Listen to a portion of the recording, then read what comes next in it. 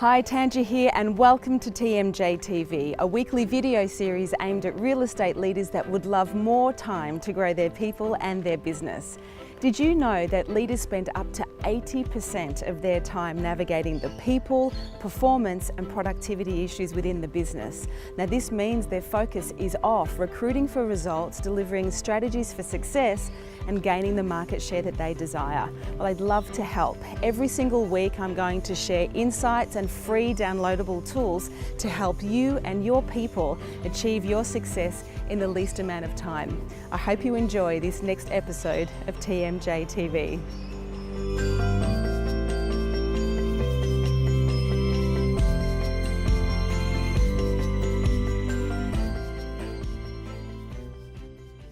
We talked before about the ability to seek to understand the world from other people's perspectives, which, as you would know really well, helps you identify what people value and kind of a sense of their why.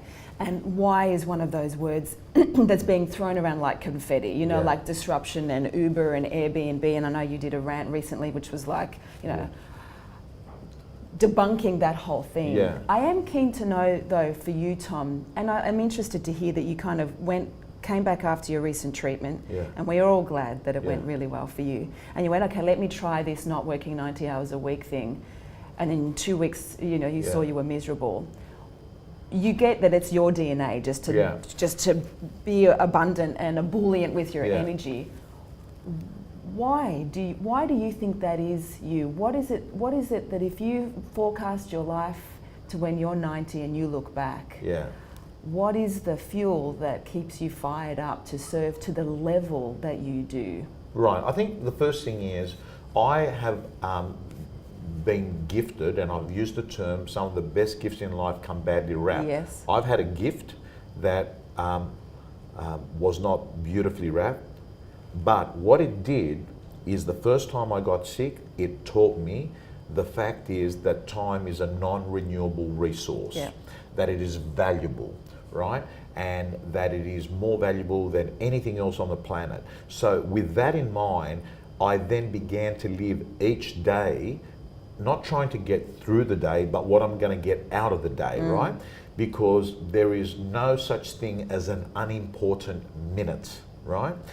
So what I think I've learned is that if I'm good at something and I like doing it, I should be occupying all my time in those moments, because otherwise I have this sense of guilt. So what's that? Tell me about that. What's the sense of guilt? The sense of guilt is saying to me, hey, listen, you love doing it, right? You're good at it, it contributes to other people, just do more of it, just do more of it. And like to me, and I'm learning to cope better with it, and that is that I have to accept I will never be a person, and I've been fortunate enough to have a family that actually prefers my way of life. They actually like me being this way. They like me knowing that their dad is not the type that for 2-3 hours is sitting on a picnic blanket, you know. They get that, they understand that. But look, I just want to touch on that thing, you know, Tanja, that you said, because I think it's an important thing that people grasp in their head, and that is that I think a lot of people actually are hoping that something reveals itself to them before they get cracking, right? I think that you shouldn't think that. I think that what you've got to have the ability, Tanja, is, and people don't know it, I'm good at quitting. I'm very good at quitting. See, I think you're right. I don't think we perceive that. I'm very good at quitting. I actually think that quitting is a great strategy. Yeah. If you're clear. If you're clear, because too many people, what they do is they hit a wall, and what actually happens is they spend 50 years hitting that wall, right? They hit it, they hit it, and they keep saying, I've been told, I just got to grind through. Yeah. What I say is that staying or quitting needs you to be able to make decisions, because every time you are hitting that wall is opportunity cost. Because every time you keep doing that, is stopping you from doing something else that might not be hitting the wall, Yeah, right? and it potentially could have you in flow, not force. 100%. Yeah. 100%. And it gets really bad when you're hitting the wall and you're not in flow. Yeah. My view on that is, if we are just on autopilot and we don't stop to reflect and ask, what am I learning from this? Yeah. Then we will just keep hitting the wall rather than step back and go, you know what, have a little bit of self-evaluation. And do you think having some pretty big pauses forced upon you in your life that were badly wrapped forced you to have some of that reflection and reassess your life? 100%. If you actually ask me, what was the last, 8 months, last counts about, July to December, that was a 7-month retreat. That's a 7-month retreat. And you had one of the best years yet. Amazing year, because what it actually does, it helps you to elevate yourself from being in the picture to step outside the picture and to look at it clearly.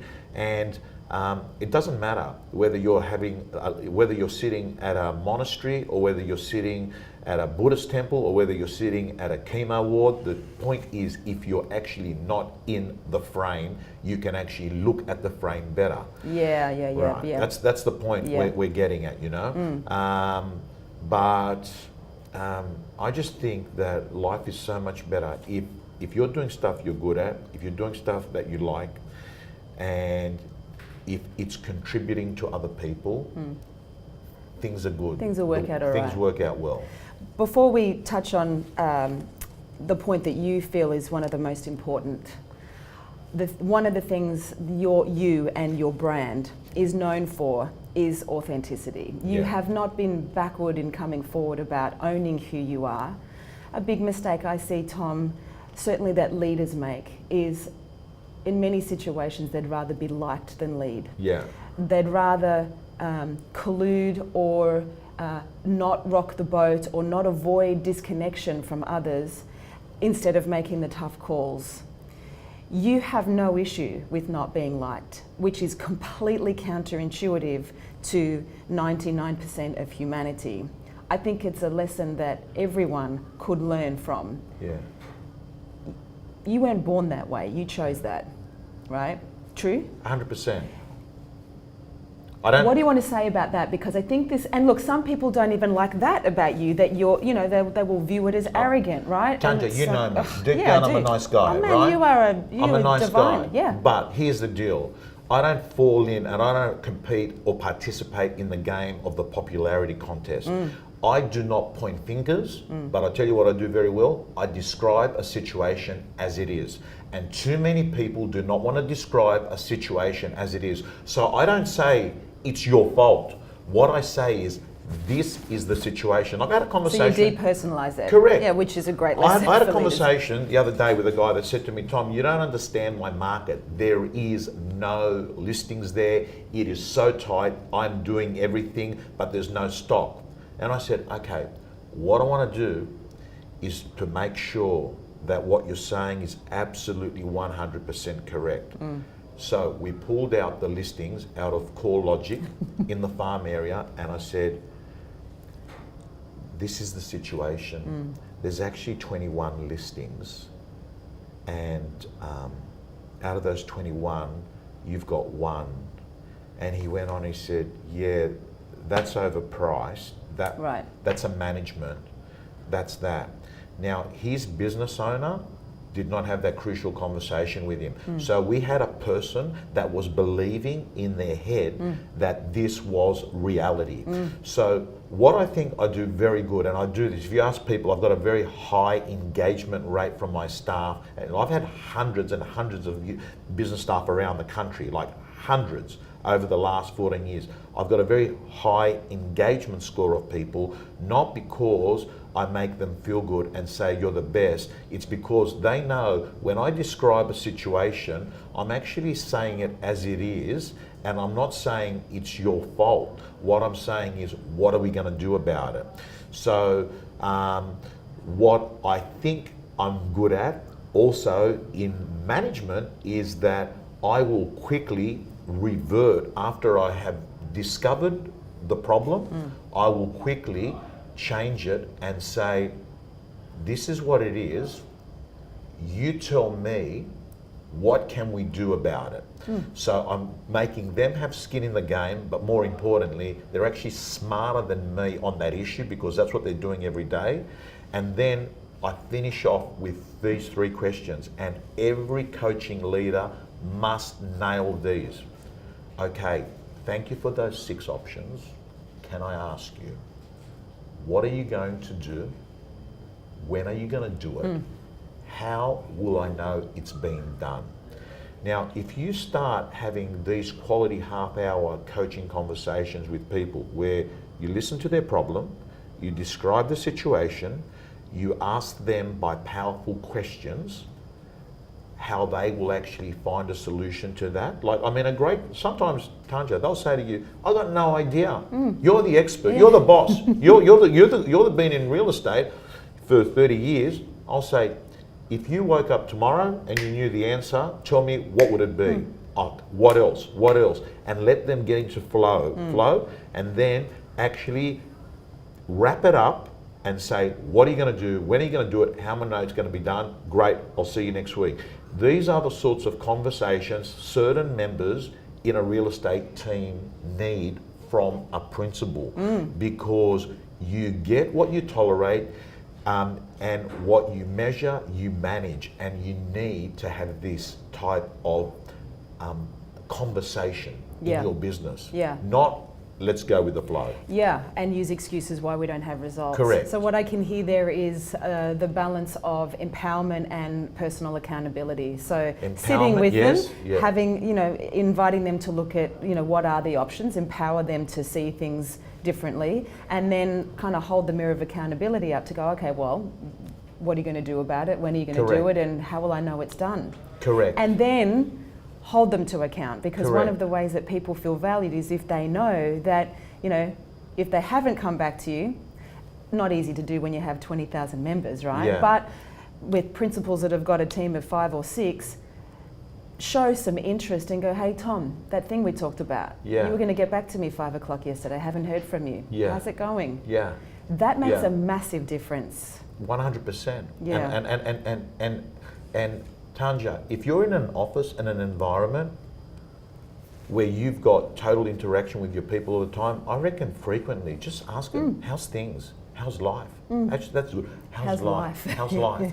How's life? Because I can tell you, pretty much every business problem is actually something that is being created by a personal problem 100%. That keeps them off track. Well, how you do one thing is how you do everything. Absolutely. If you're saying I should get up at 5 o'clock and join, the 5 a.m. club, and you're hitting snooze 3 times, it's just not a must. And then I should be prospecting. I should eat clean. I should not have another glass of wine. Correct. That's a good point, because what leaders do, if you actually look at their organisation, they've got a number of musts. Whereas struggling businesses have got leaders that are saying, we should have block out time for everyone to do their prospecting. We should be doing a training session every week. What I noticed about the stellar officers that are getting high margins in their business, and they're not having to pay 80% for their salespeople, they're paying lower, but the people are happy, is they've created a set of values that are musts. Those have stood the test of time, and people are attracted to that business because it's an attraction business, and they actually don't get depressed on a Sunday night going to that organisation. Because they're standards. Correct. And they're certain. Correct. And people love buy that. people, not products or not a vision. They buy. That's one of my favourite quotes. You don't believe the message unless you believe the messenger. I love that. You don't believe the message unless you believe the messenger. Now most businesses and most leaders, and I say this with respect because we're all working with the best intentions, right? Until we have a greater level of consciousness.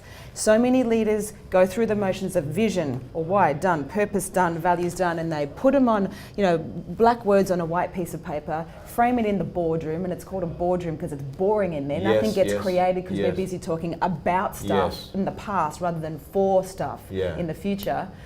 And that makes no difference. And then if I'm your leader and I'm wishy-washy with my standards, or I'm not inspiring you to believe in the future that hasn't even been created yet, but we see, that's where leaders have high levels of turnover. That's where you aren't an attraction office. That's what you just described there is an adult daycare centre where they've cut a few pieces of paper stuck on the wall like it's, the big balloon and cake day, right? Yeah. Let's get real. Tanja, these people, they're not putting big posters on the wall saying the customer comes first. They're with the customer there and then. It is what you do, not what you say. That is leadership. Leadership is action. Leadership is behavior. Leadership is not intentions. It's what you're actually doing. And I think that's why I reckon that you're going to interview a lot of people in this project, and they're going to find it very difficult to articulate exactly what that word is. I mean, I remember I did my masters. I did the masters in management, and I remember doing very early, year one, it was understanding leadership. And I can tell you, you can go through all the literature, you can go through all the textbooks. There is not one clear definition of leadership.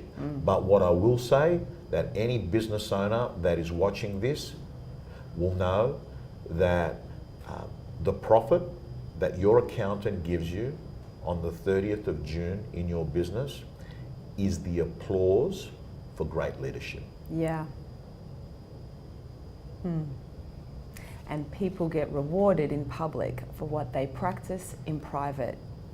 And you don't get to coach 20,000 people. You don't get to have 10,000 people sit with you in their lounge room, in their car, or in the bathroom on a Sunday night. You don't get to have a 30-year career unless you're true to who you are. Yeah, well, I think the truth comes out now because everyone's watching everything that you're doing. Yeah. Yeah. So you can't be like, I turn this switch on now, these people are there. Yeah, The reality is, Tanja, you're the same. You walk in, the way you speak to people at an airport, the way you speak to people at your local store, it's, that's who you are.